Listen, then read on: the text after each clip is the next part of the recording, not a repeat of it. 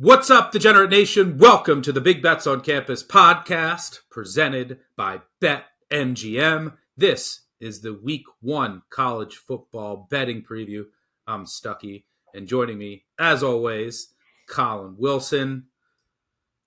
Look, Week 0, I always say, it's a little appetizer. You get like some mott sticks maybe. It's not the most appetizing appetizer. But now we get into Week 1 with action on Thursday, Friday, Saturday, obviously, and then even Sunday and Monday. This is the true start of the college football season. Are you excited? Am I excited? Like, it was knocking the – like, last week was just, preschool. We are really back, knocking the rust off. I'm watching an hour of YouTube footage of UConn's quarterback. I'm deep diving Kent State offensive linemen, trying to find high school video. I mean, I'm hearing from Wales on one side of the coast. I'm hearing from services, over on the West Coast that are, we're going to move the line. You better get yours now. Like, we are so back into it. Like, I'm in the dryer, just spinning around like some clothes. I'm so glad to be back. The next 14 weeks are going to be awesome. Yeah, we have so much to get to, including the aforementioned Kent State on Thursday night, which we'll get to in just a second. Yeah, last weekend I had the definition of pushing money around all day, but it was good to be back just sweating games. I think in the app I went 3-3, but I also had some personal just like live bets. Nothing I loved worth putting in the app, but I added up all of my action in total for the entire day. And at the end, I went and I was negative 41 cents. So 41 cents well spent, though, watching the abomination of UTEP play calling at the end.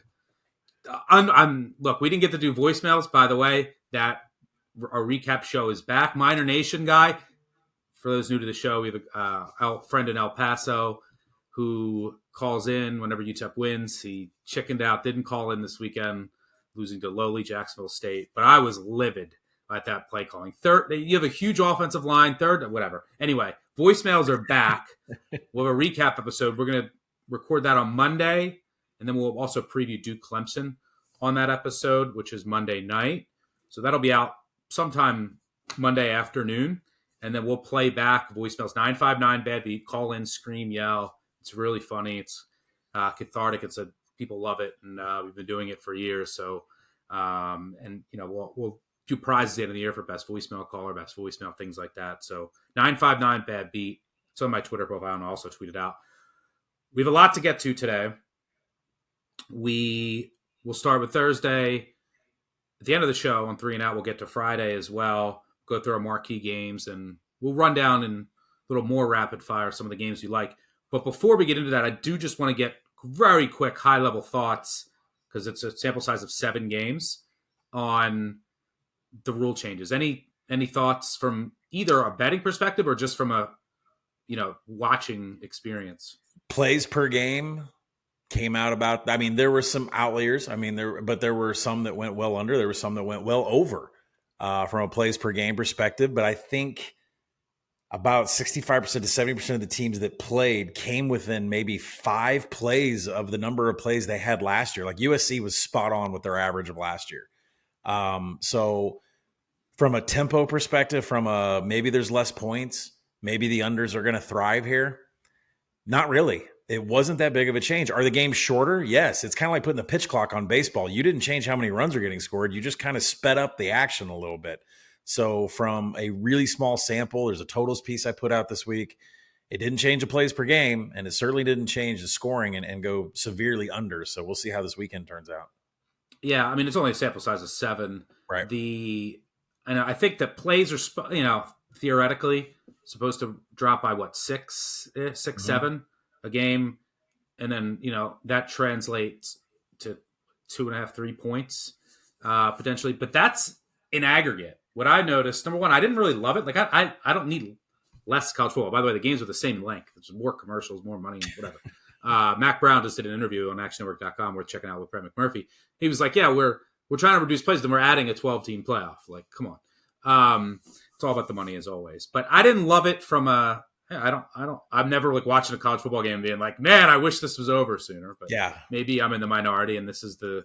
But did you ever think that with baseball? I never did with baseball, but I'm a purist. No, I didn't. So, I didn't either. yeah. Yeah, I'm a baseball pure. I love every second of baseball. So yeah, and as with each passing generation, just the way that media is consumed and all the media available. I mean, the attention spans are like this. With just TikTok, it's like, and I find myself doing. I'm like, this TikTok's like 28. It's too long. I'm scrolling.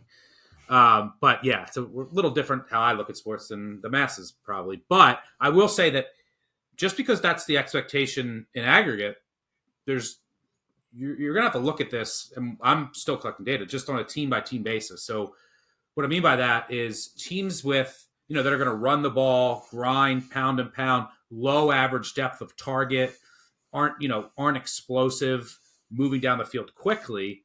In those games, you're probably going to see a greater reduction in the number of plays with the clock not stopping. Whereas teams that are going super fast and moving the ball with explosive plays and pushing it downfield, probably not going to see that much of a difference. So something that we will keep all of you up to date on as we continue to get more data. I think Hawaii is the prime example there, right? Not a lot of first downs, a lot of explosive plays. It didn't stop them from scoring a whole bunch of points. Not at all. Yeah. And that was an under team last year. Yeah, the run and shoot is back. We'll get to Hawaii later. But let's start off with some midweek madness. And we have 4 games on Thursday.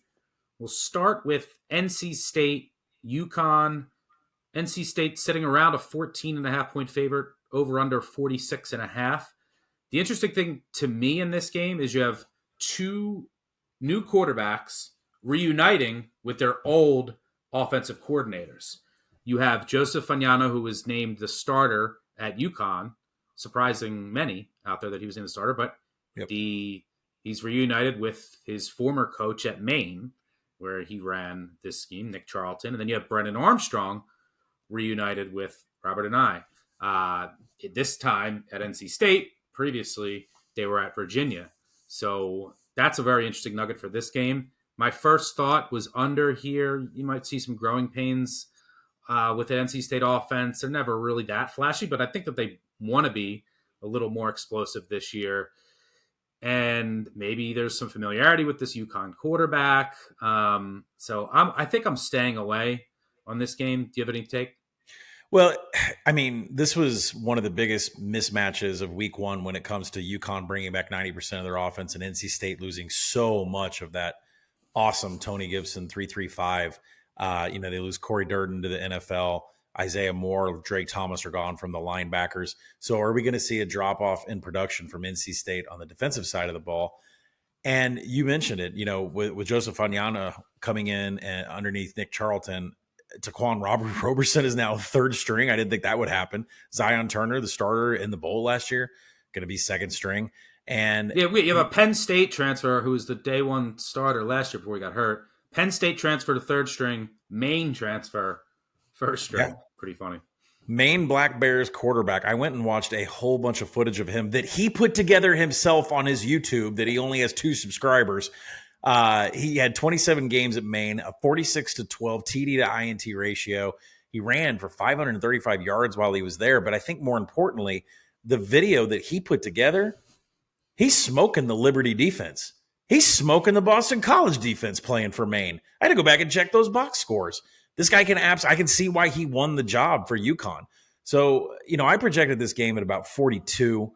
The market continues to steam down. I wonder at what point do you say these quarterbacks and these offensive coordinators know each other so well, maybe they're a little bit faster and ahead of the game when it comes to getting something down the field. So I don't fear UConn in this game for making this quarterback change. I think I'm going to stay away from the side, and I'm going to let this thing steam down a little bit more. And I think once it gets down even further, below 45, 44, I'll play an over on this stock. Offensive coordinators reuniting with quarterbacks, kind of like that angle. Well, NC State, UConn, over. If that sounds gross to you, I won't be joining you, but I have another game where I'll be talking about waiting for the market to come down so we can bet a gross over. That's what we call a teaser in the business. So that's later. We'll talk about that game. That's also on Thursday night. So we'll get to that in just a second. Let's talk Florida-Utah. Very fascinating game for what's going on in the market all summer. Utah is down to a 4.5-point favorite. Over-under continues to come down. Not sure where this will be by the time you're listening to this, but we're recording here on Wednesday night, and that's where it stands right now. I think it was like 10 earlier in the summer, and it has come all the way down because Cam Rising was announced out, I guess, that he's probably not going to start. And that means you're going to get his backup, and you're also going to get the third string in Wildcat packages. And the name is escaping me. What's the name of Nate Johnson? Nate Johnson, who is like super fast. Like he's like one of the fastest just overall players in the state, burning speed. So, Florida has a tough gig here. It's like they were, okay, are we preparing for Rising or not? And then it's, okay, now we're preparing for which backup, and we have Wildcat packages. So this could work in Utah's favor. They probably knew and weren't releasing, or, maybe they were preparing for Rising to be out, I'm sure. So they've been working with different packages for the past few weeks. This line keeps coming down. I'm going to bet Utah. Yeah. I mean, if I can get 3 with Utah, I made this up double digits. And by the way, at 10, I think it was like, hey, Rising might not be 100%. I think this line should have been closer to 2 touchdowns than 1. And, Rising, you could argue, is fully healthy, is worth what? Close, maybe six-ish points, would you say? Yeah. At points? Least 6, yeah. 6-7 points. But this is a Utah team. So now, and if it gets to 3, I'm going to show value in Utah playing a Florida team that's, remember, we're talking about the quarterback situation in Utah. Florida's starting Graham Mertz. And yes, they got a lot of talent on the offensive line, but they have to replace 4 starters from a really good offensive line. Mm-hmm. Utah's offensive line is still great. They're still going to be able to run the ball. And this is still an excellent Utah defense playing in a stadium at night in their season opener where they haven't lost with fans since 2018 in 5 years. And these Florida kids playing in altitude early in the year won't help either. And I'll just throw this out there. I don't think this is the case, but what if Cam Rising plays? They say he's out, but last year Cam Rising was out when nobody knew until the game basically kicked off. So there's definitely been some secrets there from Whittingham and company. But, if this keeps coming down, even without Rising, I would love to get Utah -3. And I could see this still coming down if too much professional money doesn't get involved and scoop up Utah too early, because you'll have, hey, the SEC dog. It's a primetime game. A lot of public money is going to get involved. SEC dog, quarterback's out, tight end is out. But I would love to get Utah -3 here. Thoughts? I think it is going to get – I think it's going to touch it, then rise back up, because people like you and me want to do that. And, I put money on Florida, 8.5 when I was at Your boy. Say his name. I can't say his name. I didn't want to bet it. I had to bet it because I knew Cam Rising wasn't going to play. I knew back then Cam Rising was going to play. I didn't even know that Brant Kuth was not going to play either. He's now doubtful. So the best 2 weapons are gone. Bryson, I mean, there's a precedence here. I say 6 points, probably 7 because of the drop-off down to Bryson Barnes. He has at least had some experience, at least. He's got played Washington State. They won that game 21-17 last year. And, he looked good enough. Vanilla. He's fine. But Nate Johnson is going to be the change of pace. He only had 5 rushing attempts last year, but broke a 21-yarder against Stanford. He is extremely fast. But he's coming in to play maybe 4 or 5. His playbook is about 4 or 5 plays. So, we'll see what Florida's going to be able to do with that. But, you go back down to the trenches. Utah's defense is going to be the best in the Pac-12. That's from a defensive line. That's from a linebacker, and that's from a secondary perspective. The Gators' offensive line, you mentioned, a lot of new faces. Now, yes, they have a lot of talent, and they have a lot of just pure size, right? They're a huge offensive line, but it is pretty new. 62% of their snaps returned from 2022.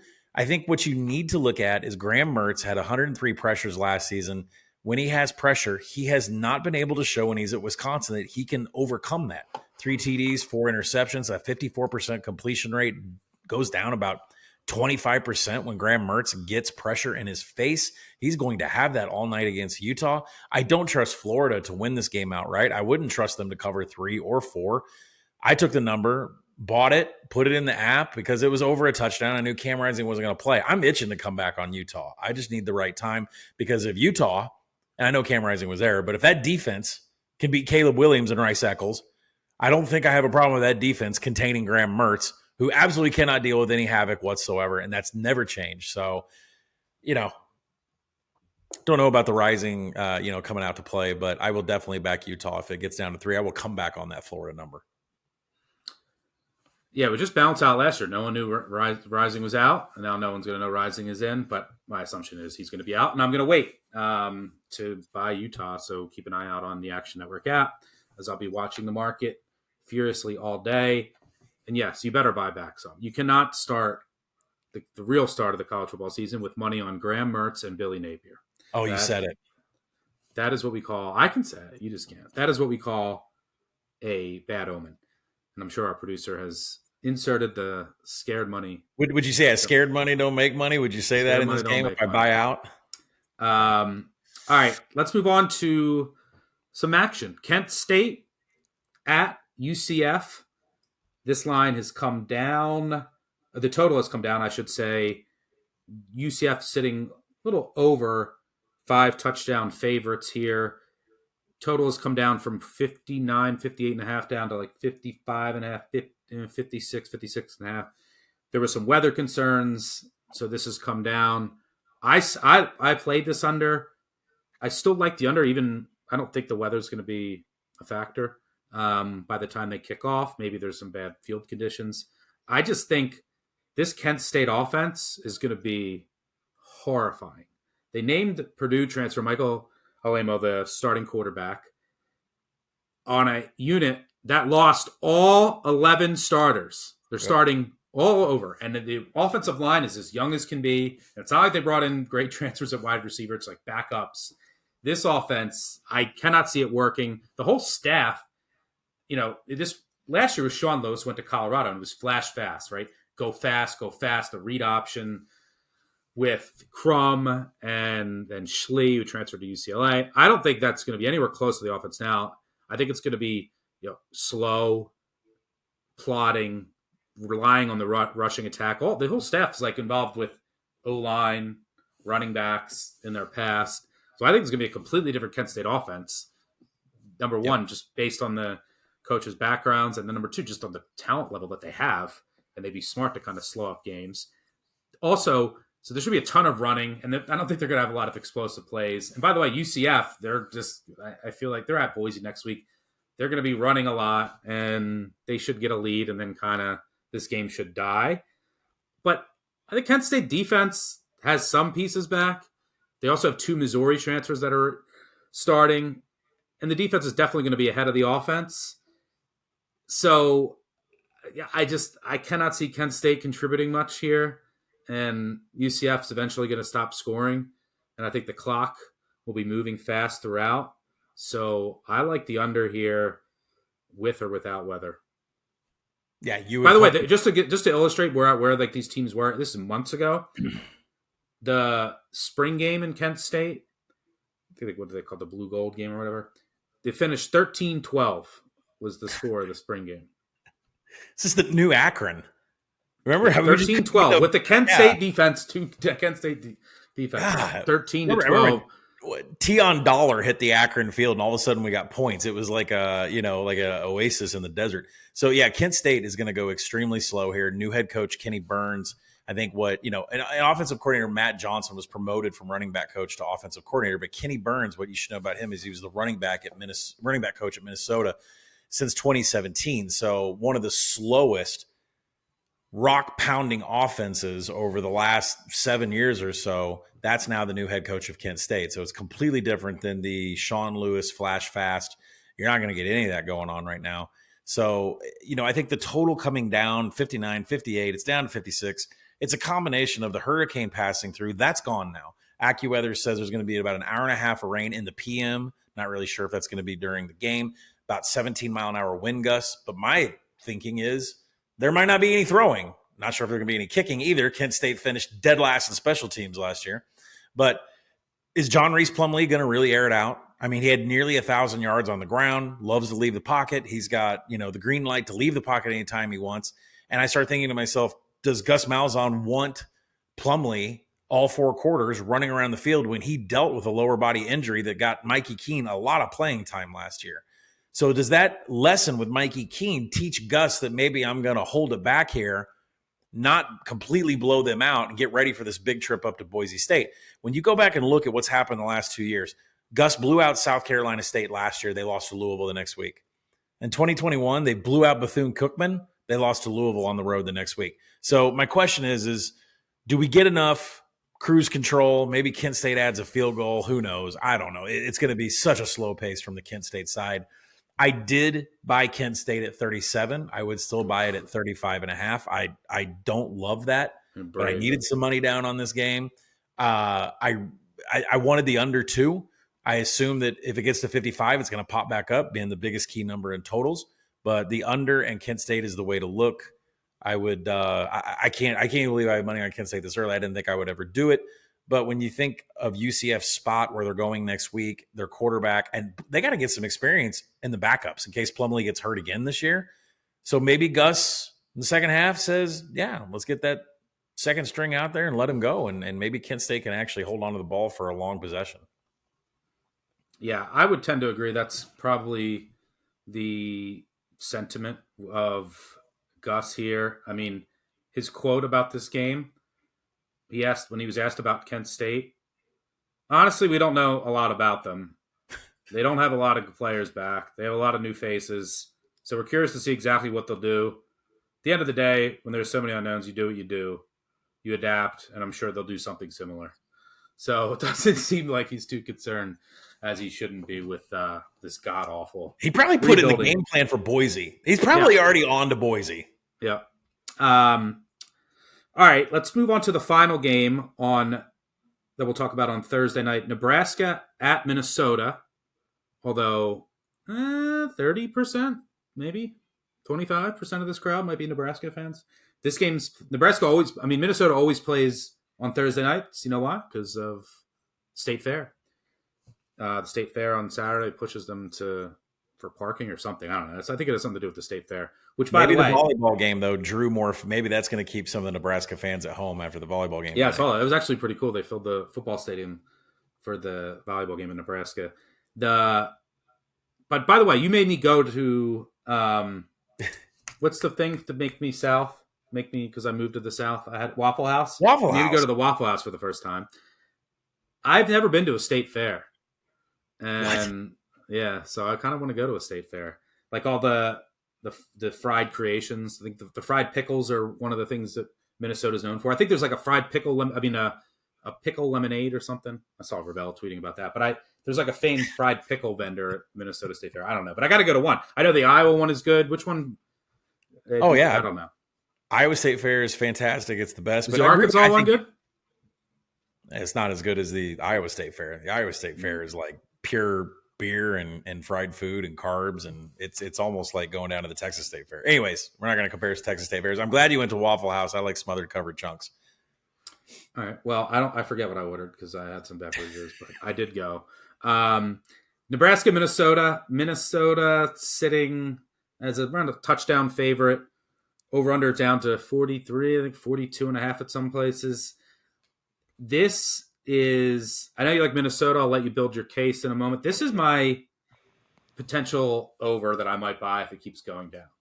And it's the last thing I want to do because it's Minnesota, who's usually a snail, but I think they're going to pass more this year without Ibrahim, and they have a really good wide receiver room and the Greek rifle at quarterback. So I think they're going to chuck it around more, but they play so slow, and I have no idea what Nebraska is going to do on offense. Like, are they just going to run counter for like 60 minutes and just run into walls? I don't know. The Nebraska offense is a big unknown, but that might work in their favor maybe in week one. But this Minnesota defense, I think, was extremely overrated last year. And I have a lot of respect for Rossi, their coordinator. But if you look last year at, their numbers were really good. Here are their wins.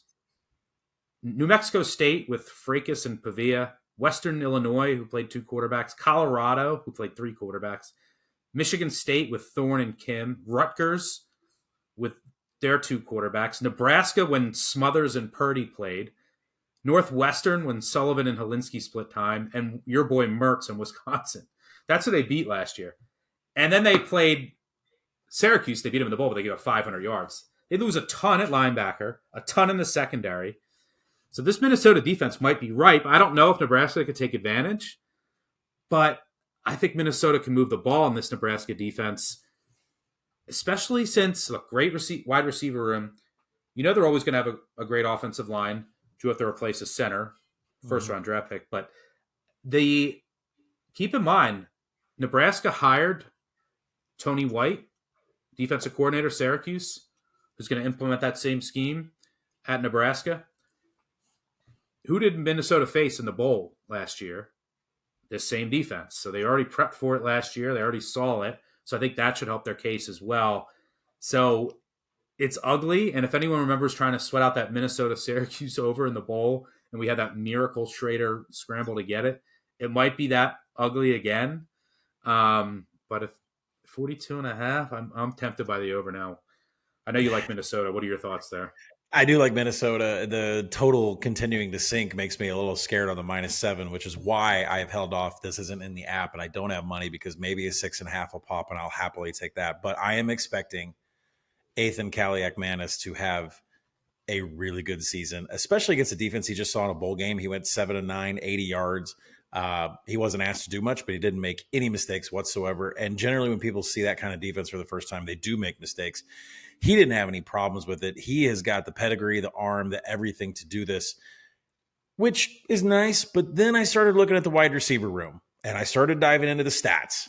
And holy cow, if you are over 2 yards per route run, you are considered an explosive wide receiver. They have 4 of them. Corey Crooms comes in from Western Michigan. Oh, by the way, the running backs from Western Michigan. PJ Fleck rode the boat all the way back and brought these kids back. So he's still getting kids out of the old state. But Corey Crooms comes in. He's over 2 yards per out run. Daniel Jackson's still on roster. He was explosive. Elijah Spencer from Club Lit from Charlotte, babies, coming in. He's like 2.3. And then Chris Ottman-Bell, which I had to check this, his 7th year. Eligible? Yeah, 7th year, I think, in the program. In 2021, that year that Minnesota was crazy, he was 2.6 yards per route run. I am going to back a quarterback that can sling it downfield, has the arm strength, with a bevy of wide receivers that can absolutely get free. And then when I turn around and I look at this Nebraska secondary, and I know that there is some experience on this defense, but they are switching schemes from the Shenander or whatever they run at the end of the year to the 3-3-5. Nebraska, on their depth chart that they put out, has 2 extremely inexperienced safeties on the depth chart. A Northern Iowa transfer, Omar Brown. He was targeted only twice last year, only twice in his FBS career. And then JUCO Deshaun Singleton was targeted 5 times last year, gave up 4 catches. These are your 2 safeties. That's how much experience they have at this level. And you're going to throw these 4 wide receivers at them? Minnesota, I don't know how – I'm not saying that this is the new – I'm not saying that this is going to be Central Florida. I'm not going to say it's a Big 12 offense. What I am saying is Minnesota's got some passing game. They've got arm strength to get down the field. They've got wide receivers that can get downfield, and they're going up against a defense that's going to be soft over the middle. Am I scared about Jeff Sims? Not really. I mean, I don't like the Minnesota linebackers, and I don't like the Minnesota secondary, but I'm not scared in this game if they've never been able to get pressure. They haven't pressured a quarterback in so long. But does that matter against Jeff Sims? Because he takes himself out of games. He has 24 big-time throws to 38 turnover-worthy plays in his career. Yeah, he's a walking turnover. I mean, it's not Adrian Martinez bad when he was in Nebraska, but hey, there's time to be that bad. So I don't think it's such a bad thing that Minnesota's defense, which is not going to be great this year, doesn't get pressure, because Jeff Sims is very turnover-prone, as to where on the other side of the ball with Minnesota, we might see the emergence of an elite arm in the Big Ten West. Yep.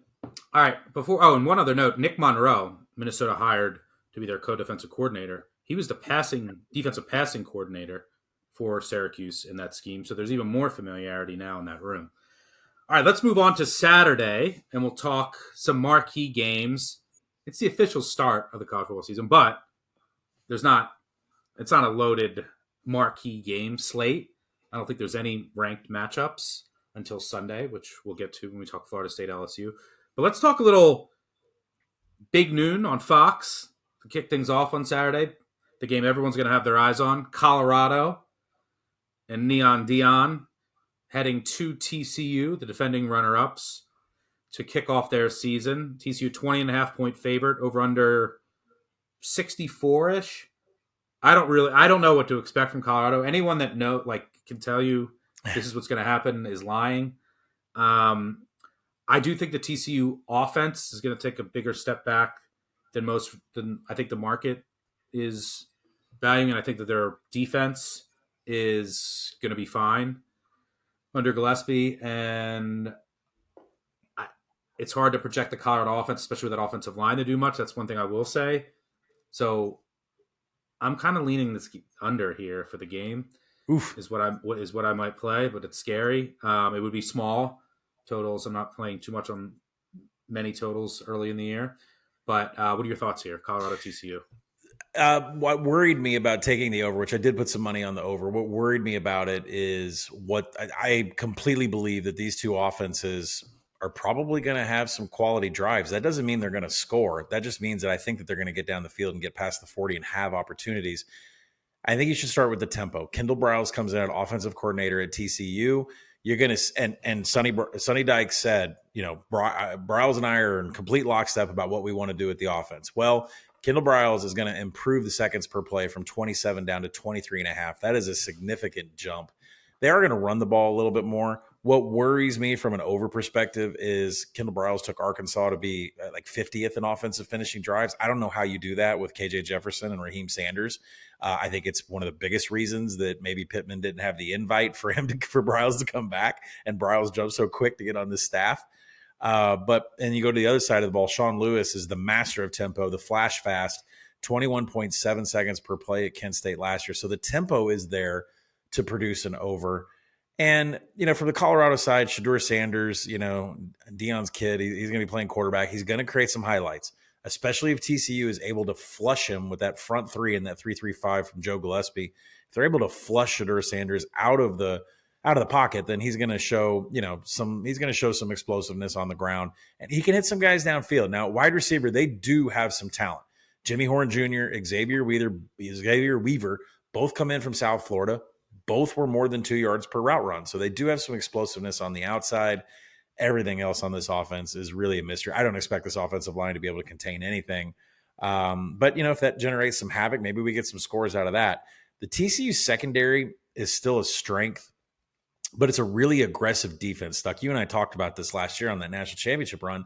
They jump routes. Bud Clark had like 4 interceptions in a game because he jumps every route. And, that really works sometimes, but you can also give up explosives. This is a TCU defense that was 125th last year and giving up pass explosives. They were 101st in defensive finishing drives. Now, that's a huge improvement from Gary Patterson 2 years ago, but they're still outside the top 100 in some very key metrics and limiting teams from scoring. I think the play is on the over. You stop at 65, which is a key. I think if that gets over that 65, you might want to pivot to a TCU team total over. I don't see a circumstance, Dougie, where Deion or Sonny is not trying to continue scoring as fast as possible until the clock is up. Nobody's sitting on the ball. I don't care if the score is 65-0. Nobody is sitting on the ball in this game. Nobody's sitting on the ball against Deion Sanders, period. Yeah, no, that's true. It's definitely a concern of mine, but I'm going to disagree with you on the total. I lean under. I think that Colorado offensive line is going to be their downfall. And this TCU offense, I think, is going to take a step back, especially early in the year. But let's move on to Boise State heading to Washington. I think Washington still over a 2-touchdown favorite here. I am concerned a couple phases for Boise State. Number one, their offensive line, young in a couple places, no Mason Rudolph on the depth chart. Yeah. And in their secondary, really across their entire defense, but specifically their secondary when you're going up against Michael Penix and this fantastic wide receiving core of Washington. But this Boise State defense, not many realize they must replace 7 guys who are now playing professionally.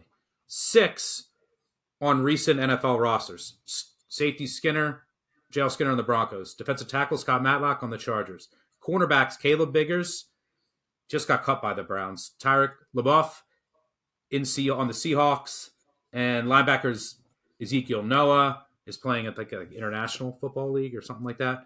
And their nickel, Tyreek Jones, is on the Titans. Oh, and their pass rusher, George Tarles, is on the Raiders. And then they had a couple of front 7 guys transfer to BYU. That's a lot of production for this Boise State defense to replace, especially on the back end against this passing attack. And this isn't a really prolific Boise State passing attack. It's really, they want to run first, and that's not really how you attack Washington. So I'm concerned for Boise here. What are your thoughts? I would be very concerned. If I had a Boise ticket right now, I'd probably be thinking about taking a Washington. I am on Washington in this game. I don't really have a lot of fear on it. And it's not because of a number. I mean, I make the number higher than this a little bit, but there's a lot of things going on here. That Mason Randolph, I'll get to that here in a second. Washington has arguably the best passing game on the West Coast. I might have to readjust that statement after watching Zachariah Branch at USC just run wild as a freshman. But Washington really should just be a well-oiled machine. They should come out here and tear up a defense that lost so much. Only 30% of the pressures come back. 3 of the top 4 tacklers are gone. You're going to have crossers from Jalen McMillan and Michael Penix going over the middle with a depleted linebacker group. It's just going to be a score fest out of Washington, who was number 1 in the nation last year, and 2 really important things. 1, available yards. 2, havoc allowed. They don't make mistakes ever. So, when you get to that, Washington's going to get their points, and they're going to continue to get their points, especially in a huge Chris Peterson recruiting footprint where they need to have this game and make it look great. When you go to the other side of the ball, I've been so vocal about this. I don't like Bush Hamden's offensive coordinator, offensive style, scheme, personnel. He's taking over for Dirk Cotter, which good luck with that. Coming in, trying to pick up after the job that he did last year, an amazing job as interim OC. But Hamden has always said, Taylon Green, I want him to stay in the pocket. I don't want him to escape. I need him to stay healthy. Well, that's the best part of his game is when he was leaving it and scrambling all over the place. He says, I don't want him to go, more than 6 to 8 times a game. Green exceeded that number 3 of the last 4 games. That's when they were at their best. Now, the other thing that I don't like Bush Hamden, I've said that before, but the other thing I don't like about Bush Hamden is that he talks about how his offenses, all the work at the line of scrimmage pre-snap is done by the center. The center calls out blocking schemes. The center assesses the personnel in front of him, calls audibles. He is the one in charge of the line of scrimmage, not the quarterback. Mostly the quarterbacks, especially in the NFL or in the Power 5, the quarterbacks come to the line of scrimmage. They make all the decisions. They do all the call-outs. But Bush Hamden wants it to where the center does all of that. Mason Randolph was supposed to be the center this season. He's not even on the 2 deep depth chart. And it's not, they're not disclosing what's going on either. So they take Garrett Curran, who, listen, he's been on the offensive line for 4 years, but he's been at right guard. I don't think he's even played a snap at center. He's done it in practice, is what Hamden said, but he's never even done it in a live game. And now you're putting him in charge of calling out the blocking schemes. Listen, Washington's pass rush, the defense gave up a lot last year for Washington, but you're asking a kid who's never played center before to come in and be in charge of all the blocking schemes? Listen, I don't see this going well for Boise State whatsoever. I said this kind of on Twitter that I don't love trends. I don't play trends. Kalen DeBoer is 9-1 against the spread in non-conference game. Andy Avalos is 0-5 last year against the spread in non-conference games. One of these coaches treats every game seriously, and one of these coaches only cares about the Mountain West Conference. And the last thing I'll say is if you're afraid about that 14.5, you don't like that hook, look at what Washington did in the second half last year. DeBoer never start marching down the field. The Huskies were 3rd nationally in second half scoring. They were 16th in the fourth quarter nationally. They do not take their foot off the pedal against anybody in any circumstance. Give me Washington. Don't care about the hook. Let's roll. Yeah, I would not be comfortable with a Boise ticket here. And I agree. I think it's a big drop off from legendary offensive coordinator Dirk Cutter. And keeping Green in the pocket is not the way to unleash his full potential. With a guy who's never played center? Yeah. Bad news. Okay, before we go to the next marquee game, I do want to share that this is actually some really exciting news. Colin and I will be on the Favorites podcast right after this comes out on Thursday with Simon Hunter and the one and only Chad Millman. And I mentioned that because we're going to be on talking a little week one, but also the Favorites is about to announce on that episode that they're launching a free NFL pick'em contest. It's completely free. There's going to be a link you go to and you pick just like most of the popular contests out there. I think the way it's going to operate is just 5 picks a week, giving away $120,000 in a contest that anybody can play, apparently, which is just insane. So it's got to be the most money ever given away by a podcast for a free contest. So if you're listening to this Thursday morning, they probably haven't even announced this yet, so you're hearing it first here. So definitely listen to the Favorites podcast later today to check us out. And if they're running a contest that goddamn big, you should probably investigate and join. We just learned about this free. We just learned about this a couple hours ago. Yeah, we can't believe this. Like, this is amazing. Like, we all have to get into this. This is why fly out to the West Coast to play in these big money. Yeah, and there's gonna be prizes every week. Right here. Yeah, and then like paying out like 5 to 10 price. Like, I don't know, the details will be shared tomorrow, but I think like first prize will probably get like 40, 50 grand or something. And yeah, I'm going to be entering it, but I can't win the grand prize. But so you can play against us as well. All right. So yeah, make sure you check that out. It's awesome shit, historical shit. All right. Let's move on to our third marquee game of the day. Well, I shouldn't say day because we're going to get to LSU Florida State soon, so I should say of the weekend. And let's talk some North Carolina, South Carolina. North Carolina is sitting, not much movement recently in this game. I think they're still sitting as a 2.5-point favorite. I have over-under has ticked up a bit to 64.5. This game will be played primetime, 7:30 Eastern on ABC in Charlotte, North Carolina. Look, here's my thoughts on this. First, we got to see if Tez Walker is going to play. We don't know yet if he's eligible, and that's big. He's going to be a big part of that offense, and who knows? And he's from Charlotte. His whole family has tickets to the game. The NCAA just keeps delaying this decision. It's insane what they do sometimes. But anyway, I kind of look at this game pretty simply. It's Drake May, and I think there's a big drop-off in offensive coordinator for UNC, is what I will say. Going from Longo to your boy Lindsey, don't love that. But I think the South Carolina team is overrated. We talked about that in our preseason podcast. It's Drake May, who I love, and I think he's going to be the best pro of any quarterback that's currently in college football. Taking on a defense that I project to take a major step back. They lost 2 stud corners to the NFL. They also lost their defensive tackle, Pickens, to the NFL.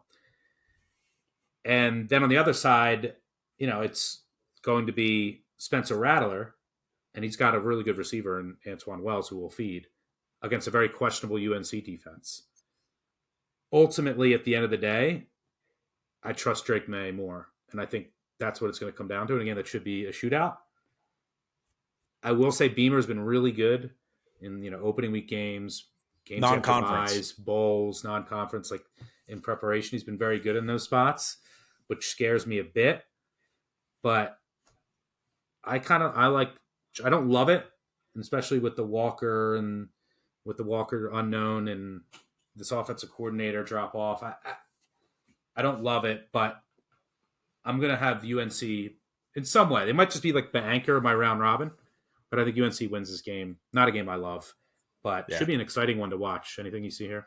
I think there's 2 big live betting games of the weekend. This is one of them.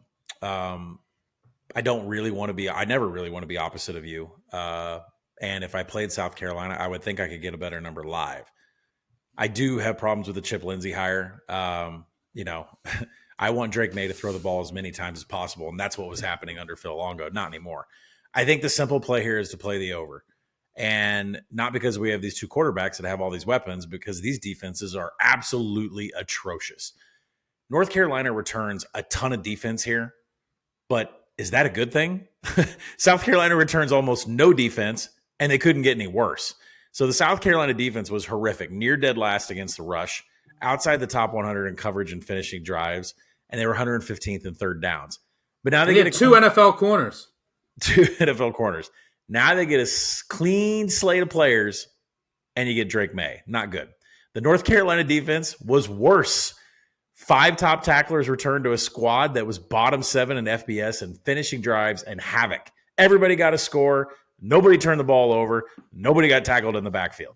So what do these teams do best? They just score. Both offenses, still with the same quarterbacks, ranked top 15 in offensive finishing drives last year. Wide receiver Antoine Wells, you mentioned, is back for Spencer Rattler. Drake May, if you look at this depth chart, he gets 9 targets back that at least got 10 catches and 100 yards. 9 targets. I know 10 catches and 100 yards ain't much, but it's still 9 guys. I mean, that's a baseball team. So I don't see how you play anything but the over here. I see zero resistance on the defense.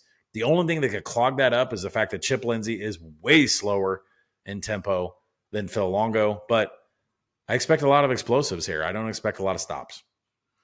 Yeah, the only thing I thought about the over, I ultimately stayed away, but I think it's over or nothing in this game, is, Lindsey is a little slower. And then also Drake May got the Mahomes treatment at the end of last year, and he really started to struggle.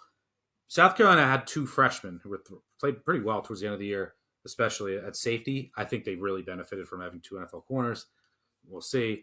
They started to play better, but they're at least returning 2 safeties. Do they just drop them back, take away the explosive, and then does North Carolina and May struggle again facing that type of offense? Because May loves to push the ball down the field and is so accurate in doing so. But when teams just started taking away the explosive and dropping 8, and South Carolina saw that tape. Now, North Carolina's going to have to, obviously as it all offseason, to come up with some adjustments. But that's one of the reasons they struggled. And then one of the reasons why North Carolina's, even before teams started doing that, North Carolina's finishing drives number wasn't great. And in the red zone, they weren't great because then the field shrunk and they couldn't push the ball down the field as much.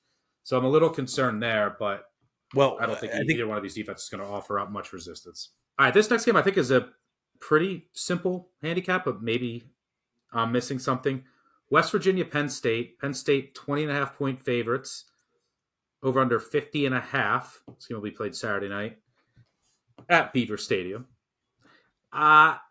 Here's my thoughts on this game. These are 2 of your favorite teams, so I'm curious to see what you think. Can West Virginia shorten this game enough with their rushing attack to stay within the number? That's basically what this handicap comes down to.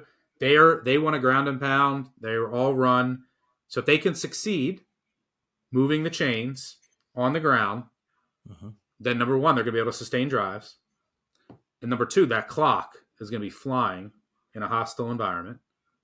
And then that's going to make it extremely tough for Penn State to cover 3 touchdowns. Now, if West Virginia can't run the ball, which is all they want to do, then they're fucked.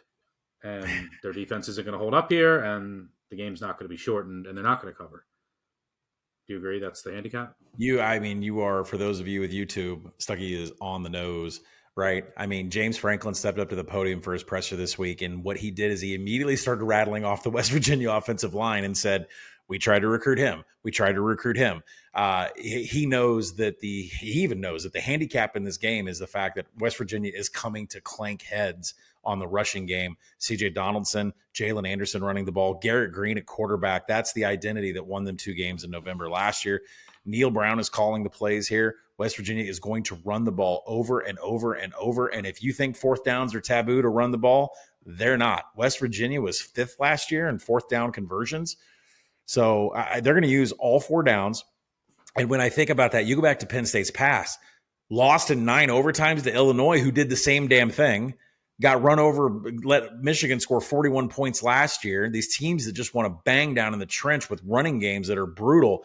Penn State's had some trouble with. And the worst thing that you could do against Penn State is come out and start slinging the ball around. Against Kalen King, Johnny Dixon, I mean, you're just not going to do that. And West Virginia's not going to do that. So that's a favor for West Virginia. They're going to slow the game down a little bit. And I think I am going to have a full write-up on Action Network about this. We are going to be on West Virginia. I'm holding off on the 20.5, waiting for a 21. I'll happily take that. But I think the one thing that people should know is that Penn State slid last year to 42nd in the nation in first down rushing success rate per Sports Source Analytics. They were not good defending the rush on first down. Now, that bumped up to 19th on second down, but still, West Virginia is going to use all 4 downs to try to get a first down on every single drive. And so that's going to be the difference here. Drew Aller probably going to have some success throwing it down the field. Nick Singleton, Katron Allen, they're absolutely going to, probably slice up the West Virginia, but that's why the spread is 21. West Virginia will do enough on the ground, burn clock, get a couple scores, cover the spread. Yeah, and if West Virginia succeeds in playing how they want to play, that's really where you're going to see the impact of the new clock rules. Yeah. That's really when you'll see a reduction in the total number of plays. West Virginia is the poster child, you think? Fourth, always running and using 4th downs. They got to be the poster child for this. Yeah, they're kind of like a quasi service academy in the way that I think they want to play. Mm-hmm. All right, let's move on to the biggest game of the weekend on Sunday night. LSU at Florida State. Well, I shouldn't say at Florida State, but it's in Florida, rematch of last year's thriller. I feel like this game, these two teams should always just open the season on Sunday night. And it feels like this one is also going to be super competitive, major national title, college football playoff implications right off the bat. I can't wait for this one. On Sunday night, this line has been, I think it touched 3 briefly. Mm-hmm. Got popped right away. LSU's a 2.5-point favorite, over under 55.5. It's game 7:30 Eastern, ABC on Sunday night in Orlando, Florida. No Mason Smith is noteworthy for LSU. Their star defensive tackle got hurt in this game last year, celebrating. He won't play due to a suspension. My handicap on this game is, I think, it's similar to West Virginia, Penn State. My handicap is, can Florida State establish the run? And if they can, that means Harold Perkins and that outstanding linebacker room has to be turned into run stoppers and not harassing Jordan Travis and pinning their ears back on known passing down situations. If Florida State is able to establish the run, then that's also going to set up play action, shots downfield for Wilson and company against an LSU secondary that has a lot of new pieces and I think can be picked apart a little bit. I like Florida State here. Don't love it, but I have them power rated slightly above LSU. I'm waiting on 3. If I get 3, then yeah, I like Florida State. But I'll be on Florida State in some form or fashion. But I am lower on LSU than you, as we established on our SEC preview podcast. So maybe you have a different take and you like your beloved Bayou Bengals. I do love LSU so much, but that is a long-term stance on those guys. I'm taking Florida State in this game, but there's just no reason to fire at 2.5. I would like a 3. I don't think it's going to come. I have no problems playing 2.5, but that is going to be the write-up at Action Network. That is going to be the I'm waiting for any 3, like a 3 minus 115. Yeah, be fine. I'll take 2. After what happened last year, I've seen that game on repeat stuck, and it's just like Florida State dominated for 55 minutes, and then there's just this inexperience and youth on the roster, and Mike Norvell calling. It's like they just kind of froze at the very end, and you saw LSU start to flex a little bit and come back from that two-score lead. I expect Florida State to be have more maturity or more game experience and not give up leads like that. There's a couple of handicaps in this game, high level. Florida State's going to be able to throw down the field. This LSU secondary, maybe inexperienced now, new faces, Harold Perkins was not great in coverage grading at all. That's why they went out and got Omar Spates from Oregon State. He's a much better coverage linebacker and known passing downs. So I think, Florida State is going to have the ability to throw the ball a little bit. Whether Trey Benson is getting it done or not at the line of scrimmage, I think that Florida State is the one that's going to have a more dynamic passing attack, because when you look at Jaden Daniels and LSU on the offensive side of the ball, they got Malik Neighbors, and then there's just not a lot of other proven quantities for him to throw to. And the other thing that I've heard, out of camp is that Jaden Daniels has put on 20 pounds of muscle, and that is so that they can exclusively run the inside zone. He got hurt a lot last year. He was limping around the month of November. He's now got Logan Diggs, who transferred in from Notre Dame. So we're looking at an elite inside zone. The problem is you're going up against one of the most talented front sevens in all of college football from a defensive perspective. Jared Verse had 9 sacks and 8 tackles for loss, and he's just one of the players on the front seven. I mean, Florida State has advantages, small advantages. These are all NFL players. Florida State has advantages in areas. I don't think they should be underdogs. This game should be a pick. I'll happily take the points considering what happened last year with special teams. LSU could take a loss here. They still win the national title. They might take a loss here, but I'm going to take the points. I like Florida State here. I make them a small favorite, and I think they will be able to establish the ground game, and then that will open up the play action. So I think their offensive line can get a push here, ultimately. It'll open up the play action. Yeah, I think the LSU secondary is vulnerable in this particular matchup, and I think Florida State comes away with the win. But it will be close, and it should be a really good watch. But yeah, I'm on the hunt for that 3. There was a 3 minus 115, and I had it in went to hit submit, gone. Yep. So I didn't bet it and didn't log it in the app. But I'll be hunting for that 3, so keep an eye out in the Action Network app to see if that pops. Let's go a little rapid fire here. Some other games. We'll do 3 games. I'm going to move, I'll move the Cal to the end since we're covering it there. So let's do 3 games rapid fire. UTSA, Houston.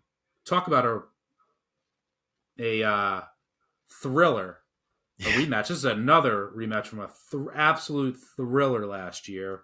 I believe I saw you put a play in on Houston on the app, and this is your time to shine.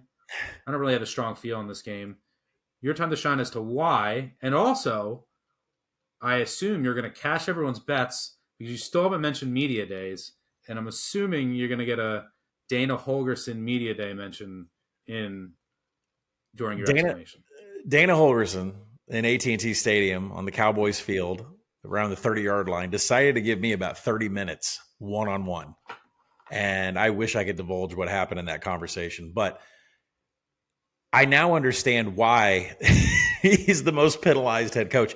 He wants to be as aggressive as possible. The reason why they have issues tackling every year and with penalties every year is because he coaches that with his team just to be ultra aggressive. That's going to be the nature of this game. We talked a lot about Donovan Smith. His transfer from Texas Tech is simply because of the fact that quarterback room at Texas Tech is completely loaded, and Donovan Smith was really fighting to get playing time. He is an excellent quarterback, and he is going to ball in this game. These 2 defenses can't tackle worth a lick. UTSA was almost dead last year. And now, they have Frank Harris, and that's about it. So with these 2 teams, I wanted to get the team that I believe is going to win the game, which is Houston. I'll take a little bit of a dog number on there, but I am absolutely coming back. There is no team that has bigger swings during games, 21-point swings, 3 straight scores, 4 straight scores, than a Dana Holgorsen Houston team. So I will take a stance, and I'm going to play the other side because that swing is coming. I can't wait to see Donovan Smith. UTSA's defense, I believe they've only got 2 victories in history over Power 5 programs. Houston is now a Power 5 program. They have choked away leads in tons of big exclusive showcase games. This is a big game in the state of Texas.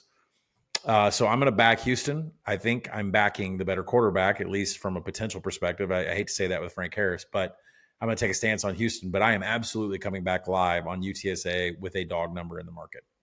Yeah, should be a very good live trading game. Let's move on to the next game. South Alabama at Tulane here. This number has come down below 7. Interestingly enough, I'm looking to back South Alabama here. Missed the 7. Might have them in a round robin. My first round robin of the year on Saturday as a moneyline dog. I hate to do that against Tulane. They were our darlings last year, but I think they're going to take a big step back. Tajay Spears is special. I mean, you see what he's already doing in preseason. They're going to miss him dearly. And then their defense, I think, is going to take a massive step back, losing Williams and Anderson at linebacker, and then Brooks, Clark, and Young at safety. They did so much in the run game. They allowed so much flexibility.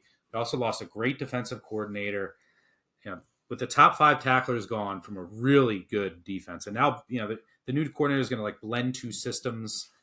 I think that the defense is going to have some growing pains early. The offense is going to really miss Spears, and I think this very experienced South Alabama team that I love actually, and I love the staff, can take advantage and pull off this mini upset. Hate to do it though, because Willie Fritz at home has been a covering machine. He's 28, 12, and 1 against the spread at home, 70% since starting at Tulane in 2016. I bet you can never guess the second most profitable team at home over that span. Michigan. No. Washington State. On the Palouse, 26, 13, and 1 against the spread at home. Who would have guessed? And Fritz, by the way, overall as a head coach, 67, 41, and 2 against the spread.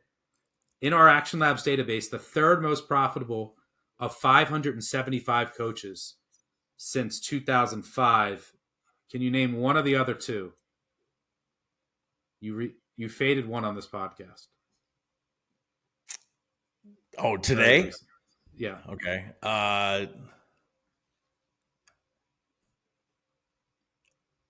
Minutes ago. Boise. It's not Boise State. I know it's not. It's Penn State. Your beloved Bayou Bengals, Brian Kelly, who Brian Kelly never doesn't get enough respect for his covering track record. He's the second most profitable coach against the spread since 2005. Mm-hmm.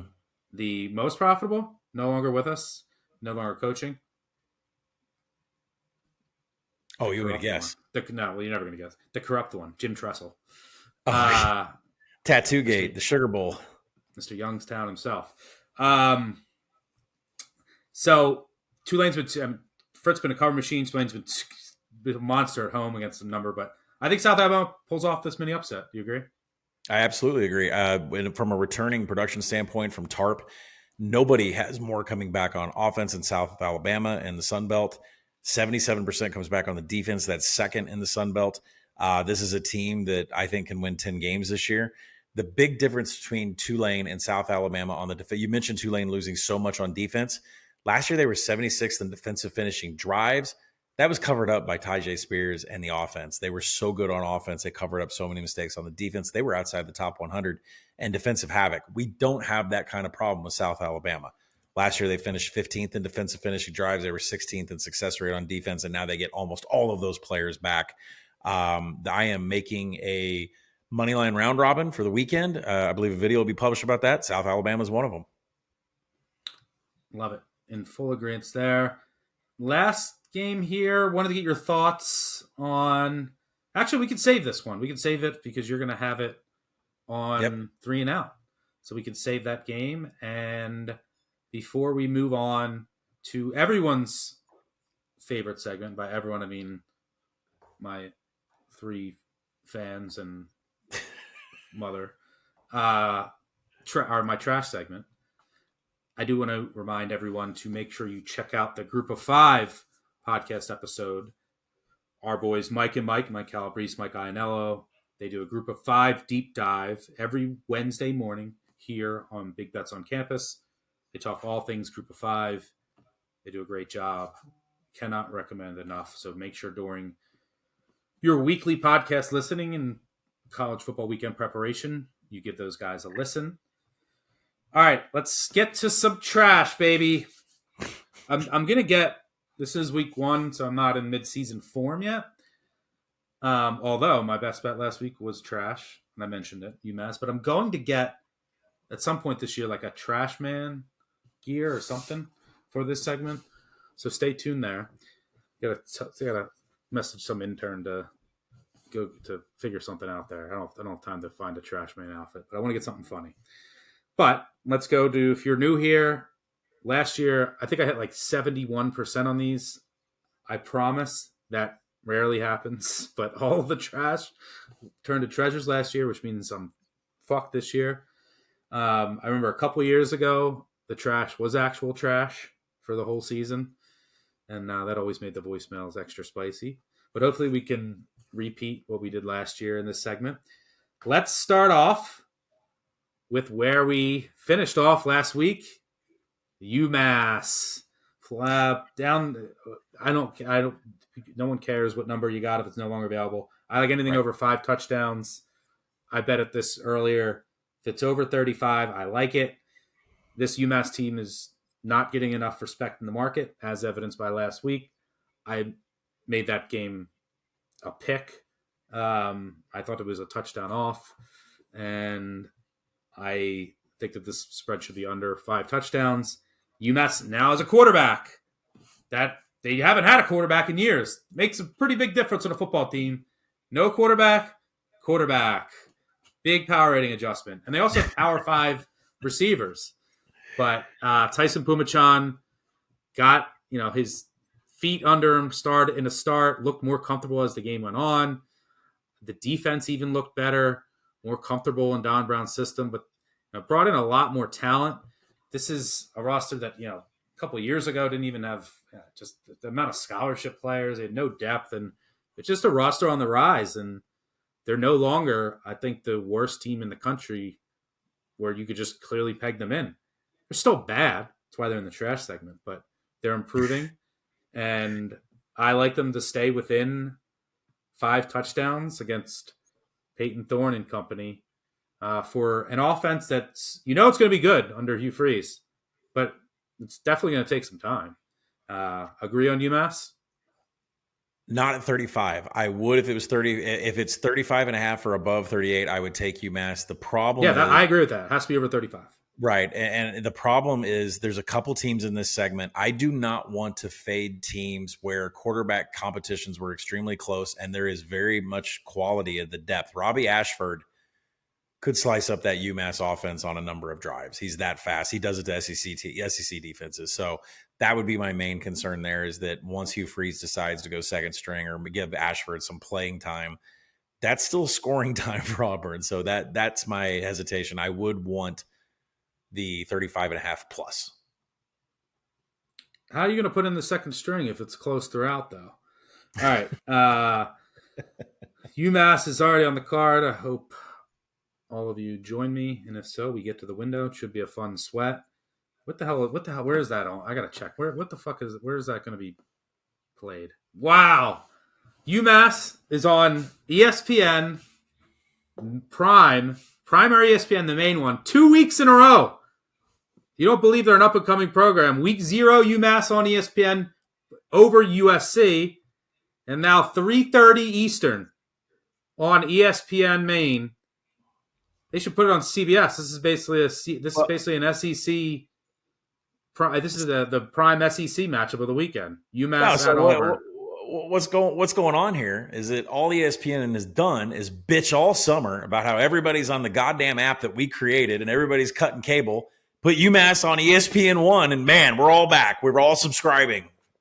Back. I love that for UMass. And yeah, I just think that they're still undervalued in the market. Others agree with this line coming down, and I still think there's value over 35. And we will put in this. I think the producer, we should put in the I don't want no 1 minute, man. Remember that Missy Elliott song? Maybe that should be the drop. But we're going to be talking about UMass games a lot this year. Moving on. More trash. Utah State at Iowa. This game might have to be left off because of the quarterback situation, but I wanted to talk about this game. Utah State depleted roster. I don't like it. I mean, they lost their best back, their best receivers, their defensive mess. Their people left, the key defenders after the spring. This team stinks. I wanted to fade them here. This why it was trash is I wanted to lay. Remember we had to lay whoever was with me last year and we laid 3 touchdowns with Iowa and it took like 8 hours and multiple delays and we got there in like a broken run late. But Cade McNamara, he was cleared to play, but reading the tea leaves, I don't think he's going to play. Their backup who started the bowl game last year is hurt, so now you're down to the third string quarterback. Just got a good arm, but we don't really know much. So I'm really conflicted here because even with their backup quarterback, Iowa could still cover this number. But if he plays, they might just go super conservative. Rely on their punt, rely on their defense, which I completely agree with the under move here. I wish I got some 45 before reading the tea leaves. It's down to 43. I kind of still like it there. Utah State, I just can't see them doing anything on offense. But yeah, here's the thing with Iowa. Just my question for you is there's Kirk Ferentz today in a press conference was laughing about winning ugly and said his favorite win ever was when he won 6-4 in a game. Like the score was literally, it was 6-4. But then his brother, the offensive coordinator, has incentives in his contract to average 25 points per game and to win, I think, at least 7 games. But he has an incentive, and it's his brother too. But like to run it up in these games and to keep scoring. Like he literally, his contract will go to a rolling 2 years back again. He gets a big financial bonus, $200,000. Like so, Iowa has an incentive to keep. Like normally, it's like we're up 10-0 against Utah State, punt it, like on first down. But now they have an incentive to keep running this up, which kind of scares me a little bit about the under. Makes me kind of want to lay it with Iowa, but the quarterback uncertainty. If McNamara was playing, I'm laying this. I'm laying this up to 27.5. So I think I'm staying away from this trash. Don't we just play team totals on Iowa since there's like this whole like, daddy got me this contract. Now I got to score all these points. Now, now all of a sudden I'm going to change the playbook a little bit and make sure I at least get 25 points per game. Like it just feels like they kind of duped somebody in charge of contracts into giving an incentive laden like points per game type thing where special teams and defense can help you get above that and get you paid off. Like it's just crazy to me. I feel like we should have an open parlay card, and it should be Iowa team total over every single week until it doesn't cash. All right.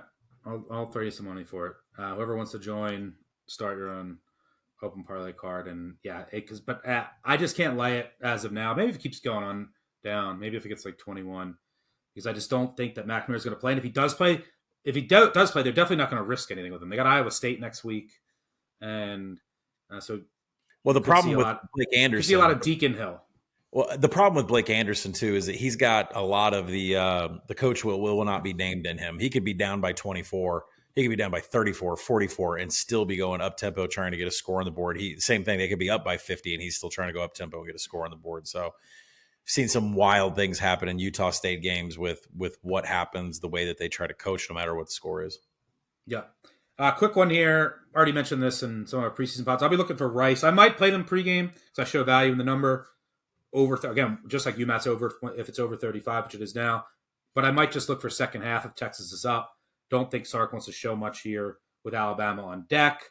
And JT Daniels in his 47th year, big upgrade at quarterback for a program like Rice, who has some capable receivers as well. So I like Rice with the points, but might lay off and maybe wait live or for the second half. Agree or disagree there?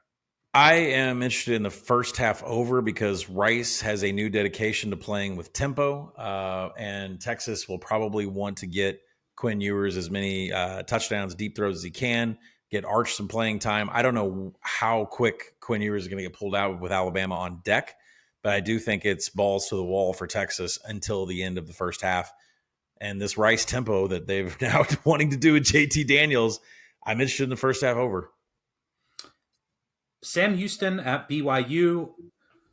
I like Sam Houston here. First FBS game. One of the best coaches in the country is that no one knows. I mean, there are only 2 coaches in all of college football that have won national titles at 2 different schools. Nick Saban, Casey Keeler at Sam Houston State. Excellent head coach. They were dominant in the 2 years prior to last. Last year they struggled on paper, but they basically punted the season. They redshirted a bunch of guys. They sat out a bunch of guys in order to get ready for the FBS transition. Brought in some transfers that I like. So this team is much more talented than you would. So they're a hard team to price because last year you basically have to throw out a lot of it. But I think they're going to be ready for this spot. Heel will have them prepared. They're better than the market implies. And I'm not high on this BYU team. I like the hire of a new defense coordinator. They needed to change the scheme.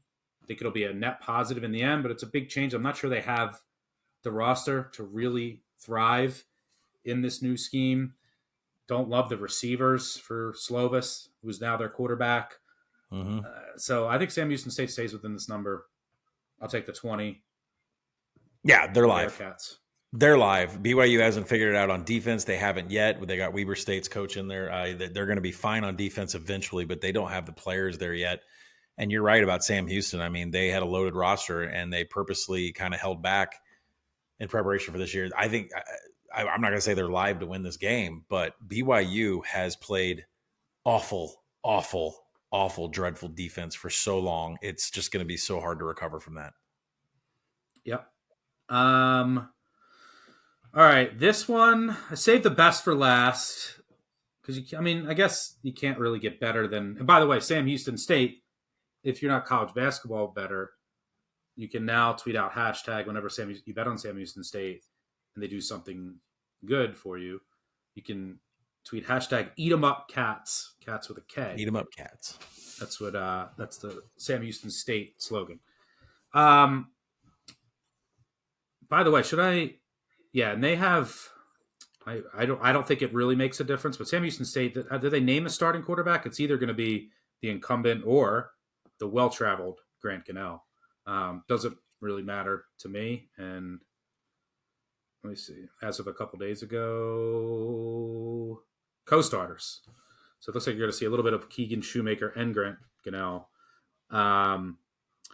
who's on his fourth team now. All right, the last one here. ECU, and no, Holt Nailers is still not there.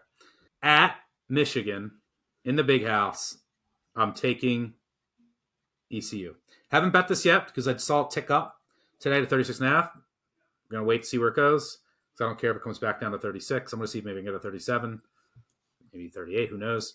But look, I think Michigan, reading the tea leaves, talking to some folks that I know, they're going to be without a ton of starters. I think that they're not Rod Johnson, their star corner. I think he's going to sit. I think both of they lost their other corner, Turner, to the draft. Both of their safeties who are really good, Moore and Page, I think they both are out. Both can be held back with an injury. And they already lost Moten to the portal. So you're going to have in the secondary a bunch of freshmen and a UMass transfer. Maybe that's a good thing now from UMass. And then on the other side, they might have a couple of starting receivers out, including Cornelius Johnson. So that's just my gut telling me that from what I've read and heard that Michigan might be without their entire starting secondary and sends Wallace in their slot. So, but both safeties and their star corner and a couple starting wide receivers. And that means they're just going to come in. By the way, if they don't have a lot, their star receivers run the ball a lot, just pound it with their star backfield. And by the way, this is going to be a dominant offensive line, but a lot of new pieces. Maybe there's some. And by the way, they're not going to have their offensive coordinator who's off of the offensive line coach. So if things aren't going well, he's not in there to. So the Harbaugh's not going to coach here. He loves to run it up, so maybe they don't run it up. But there's just, you're not going to have your offensive coordinator. You're not going to have your head coach. You got the defensive coordinator now worried about being the head coach. So there's a lot of focus all over the place. I think Michigan's going to have to lean on their ground game if these injuries are real. And that's the strength of the ECU defense. Garcia's going to make his first start at quarterback. He's got a big arm. He's going to make some mistakes. I think they can get a couple touchdowns on the board. That's all I'll need here. I like ECU in the points. I'm completely sitting this out. The bully ball that goes on with Michigan up in the big house against these inferior directional schools. I don't want any part of it. I will say that I'm not going to have a side in this game, but with UNLV coming to town next week, Look ahead to UNLV. yeah, well, no, I'm not saying to look ahead, but that's going to be. I think that one could be a bludgeoning. So I'm going to save it. Watch this week, see if the suspensions happen, and then if they don't cover and ECU, does something with this, maybe that makes a better number for me next week. All right. Before we get 3 and out, talk some Friday Night Lights rapid fire, and then do our favorite overdog and favorite underdog. We have to have our favorite, or our second favorite segment, and that is Colin on the San Diego State total. He whiffed last week, although in fairness, Work got hurt. I think that game probably would have went over if he didn't. But he's 0 for 1 on the season on San Diego State totals, bringing his updated San Diego State total record on this podcast to 3-77. So San Diego State plays Idaho State. I haven't seen a line for this game. I'm not up to date on my FPS. I got nothing on this, but are you going to bet this total for low limits when it's out? Last year this game went over. 38-7 was the final score. Jalen Maiden had 2 touchdowns in that game. I don't see how I'm not taking it over in this one. So yeah, count me in on my boys San Diego State going over against Idaho State. Listen, I was kind of impressed how they moved it up and down the field. I know it was only 20 points, but I think the spread's going to come in somewhere around 35.5, 36. So we'll see when it hits the board. The total, man, they're going to have to score more than 38 points to get over that. Yeah,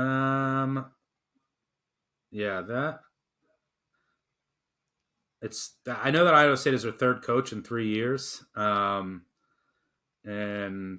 they've gone 1-10 the past 2 years. Idaho State, they are dreadful. I don't know much more about this team. I know they're bad. That's about it. I got to catch up on my FCS. All right, let's go. Before we get out of here, let's go 3 and out.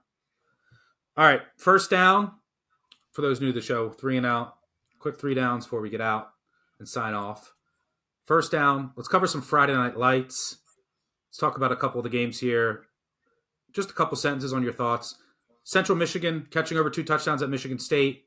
I'm fading Michigan State hard. I don't like anything about this team. I think the Central Michigan offensive line will be better. That'll improve their offense overall. I think they stay within 2 touchdowns. Agree? Still waiting for Mel Tucker to show up after he signed that contract. Central Michigan is a dangerous team. This one, I'm with you. Since 1920, Michigan and Michigan State have only suffered 3 losses in total to the directional MAC Michigan schools. All 3 were Michigan State at home to Central Michigan since 1990. Louisville at Georgia Tech. I'm on an island here. I bet Georgia Tech. I've seen nothing but Louisville money. Everyone has bet Louisville. Everyone's already writing Louisville into the ACC championship game. I'm not buying the hype yet, especially early on in the season. I think there's going to be growing pains. Brom's great. He's going to get it turned around, but it's a brand new offense. And by the way, it's a pass-heavy offense. That's the strength of this Georgia Tech defense, which their secondary ranked very highly. Last year, I really liked their secondary. Don't really love their run defense, but that's not as much of a concern against the Brom team.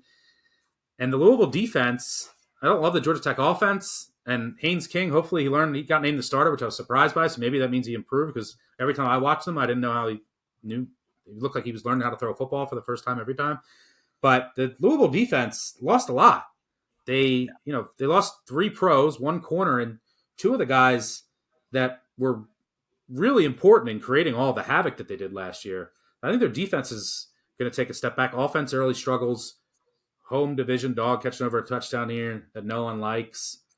And I think it's a decent matchup.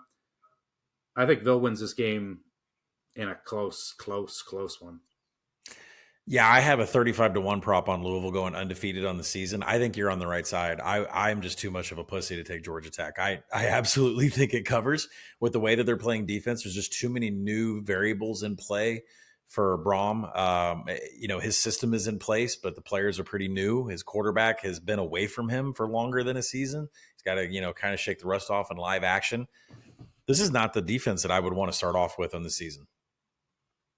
Yeah, and I mean everyone is acting like, I mean, Jamari Thrash is the next Jerry Rice. Like let's cool our engines a little bit from coming from Yeah. Georgia State. Um, Stanford at Hawaii. Hawaii, I played earlier. Still like them over 3 because I'm a nut and I love this Hawaii team. But value is pretty much all sucked out. But I still like Hawaii over a field goal. I think this line's going to keep going down. I think it's going to hit 3. I wouldn't even be surprised if it went to 2.5. Stanford complete rebuild. Everything's new scheme, new players. Um, it's going to take some time there. And Hawaii has covered 8 of 9 since coming out of the bye last week. That run and shoot is really working. It's a timing offense. And guess what was working last week? The timing. Sometimes you got to worry about that early on. They outplayed Vanderbilt statistically. I watched that entire game. Vanderbilt, if they don't fuck up a couple times near the goal line and they don't drop a pick 6, they win that game at Vandy, the team that bludgeoned them last year. This team is significantly improved. I even liked some of what I saw from the defense, and Stanford's a mess. It's Hawaii, big, a lot of hype for this game on the island. I know it's a short week. I know teams that are playing for the first time. I'll have an article out on actionnetwork.com about this. Teams that are playing for the first time against teams that played in week 0 have an advantage historically. So that like film advantage, rest, and is a bigger advantage than shaking off the rust, just historically. Doesn't mean it's going to be that way in the future, but it's around 56, 57%. I have all the numbers in the article, but I'm going against the trend here twice, UMass, and then now with Hawaii. Thoughts? Pofel Ashlock, the wide receiver for Hawaii, is an absolute awesome. animal. He's an animal. I love what Hawaii is doing, but I'm going to play the over here. Stanford, with what Troy Taylor wants to do on offense, if you took his seconds per play, what he did in FCS last year, they would rank in the top 15 from a tempo perspective. They're going to run a lot of quarterback, wide receiver option. It's going to be a really tough scheme when Timmy Chang spent a lot of time in the mainland getting ready for Vanderbilt, and now you're on short rest getting ready for this offense that is going to be counter, misdirection, motion, just some of the craziest shit. Plus, Troy Taylor won't name a quarterback out of the 3. Actually, won't name, I think, a starter. Three are listed as oars. You got Lampson, Daniels, and Patu. Patu was supposed to win the job, and he was like 3rd a couple weeks ago. I don't know how you get prepared for this game, and you're on short rest. The one thing I get worried about with the over or backing Hawaii is when does the emotional steam get let out, because you've had so many players get, just having what's going on with families getting displaced, what's happened with the Maui fires. That was a great trip to the mainland, what you did against Vanderbilt. It almost felt like a celebration when Timmy Chang covered that and came so close to maybe winning the game against Vanderbilt. But how much do you have in the tank here when you get back to, when you get back home and you get to open up the stadium? I get it, but you're on short rest against a extreme unknown with Stanford. So I do like the over here. I think it's going to take a long time before these defenses figure out what the other team is doing. I don't know. I love what I saw from Shager, who worked with Shager Bomb. Yeah, he was amazing. Worked really closely with a couple guys who were really close to the June Jones run and shoot all through the offseason. It seemed to work. He was super sharp, and that offense was in rhythm. Last one, Miami. According to Miami of Ohio quarterback Brett Gabbert, they are the real Miami, and they're going to prove it this week against Tyler Van Dyke. A lot of injury uncertainty there. Mario Cristobal came out this week or yesterday and said he's 100% healthy, practicing at full speed. Who knows if that's smoke or mirrors or what? They also have Texas A&M next week. I lean the MAC school here with the points, but no real strong feel. I took 16.5 on the Tyler Van Dyke news, but it wasn't for a big play. If he is healthy and Cristobal has the horses in the trench that he's desired since he got into town, they should bull over Miami of Ohio, MAC school. Absolutely, that's going on the road. But, that's all just projecting what they should have in-house from a trench perspective on the offensive line and Tyler Van Dyke actually being healthy. If a head coach actually lies about the health of a player, it wouldn't be the first time or the billionth time. So I took 16.5. We'll see what happens. You laid it, right? I laid it. Sorry, I should be Miami of Florida. Yeah, that's it for Friday Night Lights. Let's move on to Second Down, which is our favorite overdog.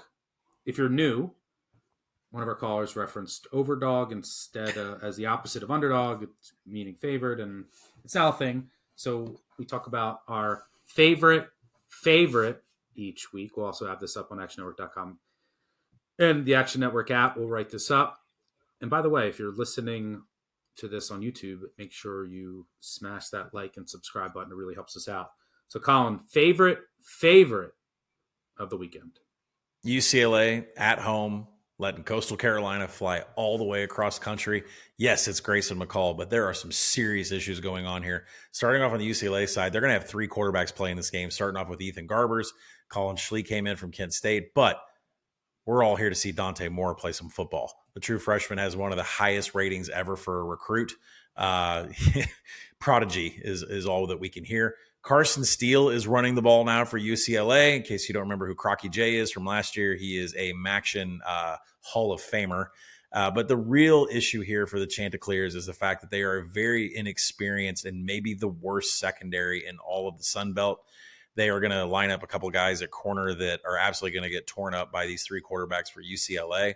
Then when you switch to the other side of the ball, Jamie Chadwell is gone. He is no longer at Coastal Carolina. That offense is going to change under Tim Beck. It's going to be a heavy rush rate, real predictable out of 11 is going to be running. When they line up in 10, it's going to be a 60% pass. And, McCall is going to have to deal with Latu, who had 65 pressures last year. UCLA was a top 30 pass rush team. They might be better. Their new defensive coordinator comes from the Ravens staff. This is a lot for Coastal Carolina to walk into in a cross-country trip way late at night. I love UCLA to blow them out.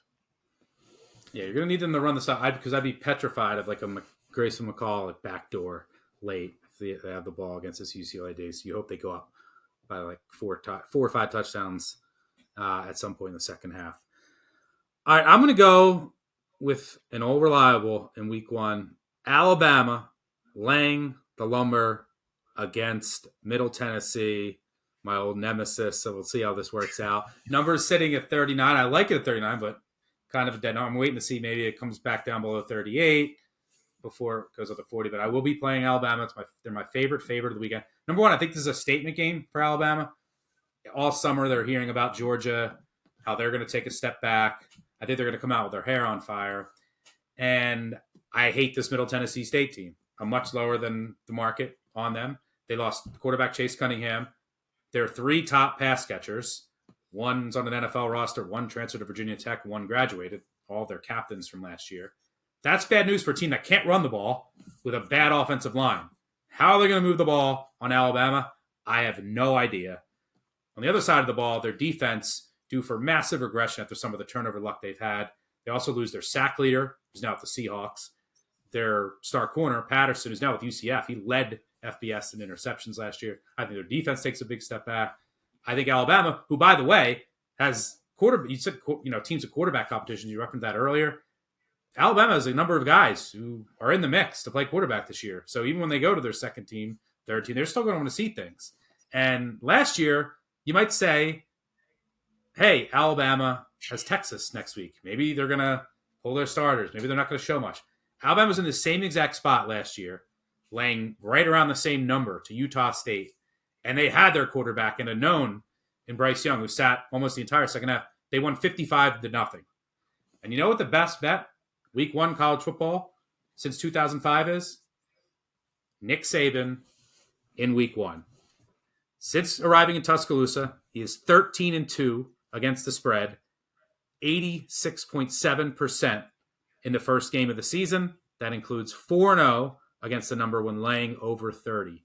He's covered 13 of 15 games, covering by an average margin of over 8 points per game. So I don't care if they have Texas on deck. I think this is a statement game. I don't see how Middle Tennessee scores. And Alabama, no matter what quarterback's in there, no matter what they're doing, they should score on this Middle Tennessee State team that is just significantly outclassed from a talent perspective. So, yeah, give me the Tide here, who should feast on this Middle Tennessee State offense, who's going to be in third and long all night long. Didn't you get COVID in Murfreesboro? I did. Yeah, I said that was a week one game. against Army. One of my worst bets and calls on this podcast ever. And then I tweeted out at the bar, like a fucking asshole that I am, that if Middle Tennessee State doesn't cover the second half, was it against Army? I forget who it was against. I've had some bad calls in Middle Tennessee. That I'm going to drive to Murfreesboro and the next week. And I'm a man of my word. I'm a betting man. So I took my wife and our dog and we drove to Murfreesboro, stopped at a restaurant, drove back, and got COVID while I was there. So, yeah. Lovely town, though. All right. Before we get out of here, third down, our underdog moneyline parlay. Colin, our favorite underdog of the week. Where are you going? We're going to take North Texas here on the money line to beat Cal. Cal is coming out to land in Denton at 100-degree heat, kickoff around 3 o'clock. Listen, there's a lot of changes on this Cal staff with the Bears. Their offensive coordinator is now Jake Spavital, who was fired as the Texas State head coach. He comes into a situation looking for a starting quarterback. They got Sam Jackson out of the transfer portal from TCU, who had shown some electric skills while in his limited playing time for the Horned Frogs. But at the same time, we were all wondering why Sam Jackson was not named a starter from day one. He was in a huge competition with two other quarterbacks. He won it at the end of the day. As Jake Spavital said, it's because he just has the ability to get into the red zone in those situations, which means he hasn't learned the playbook. He hasn't learned the quarterback position, and he's probably not suited to be the one that's going to lift this Cal offense from a success rate perspective, move the chains. So we'll see what Cal can do on offense, but it's not a good outlook. And speaking of not good outlooks, the defense for Cal has been on the down slope for years, and finally now they're 125th defensive finishing drives. They don't create any havoc. They don't have any pass rush. They have been on the, everything has been on the decline ever since Justin Wilcox has been there, a defensive-minded coach. They're going to fly in and take on a North Texas team with Eric Morix coming in as offensive coordinator of Washington State, but he is a Texas person, learned from the school of Leach, knows the air raid really well, going to bring in those concepts.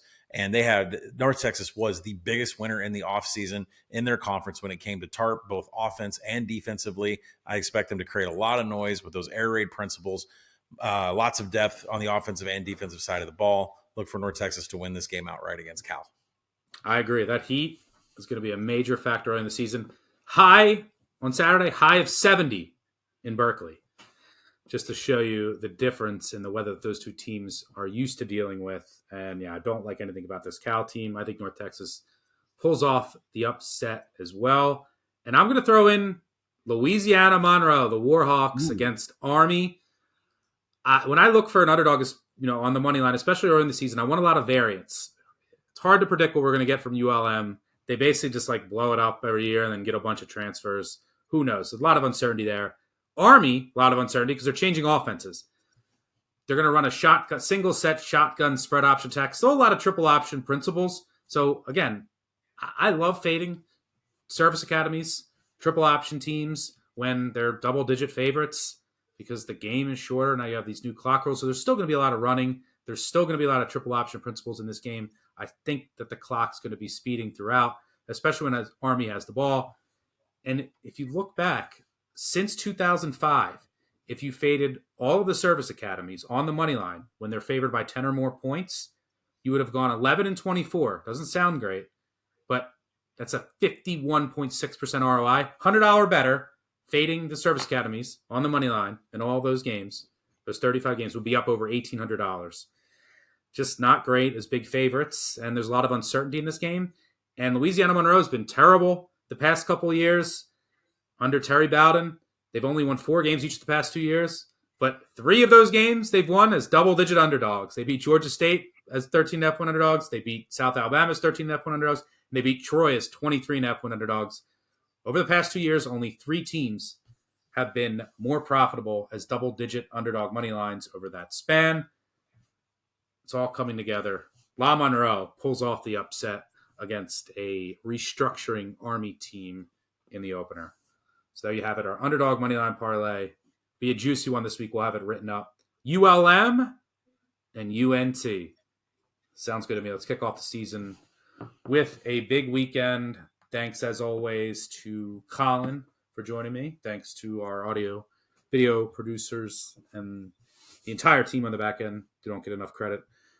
Thanks to our sponsors. Make sure, again, you check out the favorites episode for that massive contest. And thanks, of course, to all of you who make this podcast. It's great to be back. This is the real official start of the college football betting season. Let's have a weekend. Let's have a season.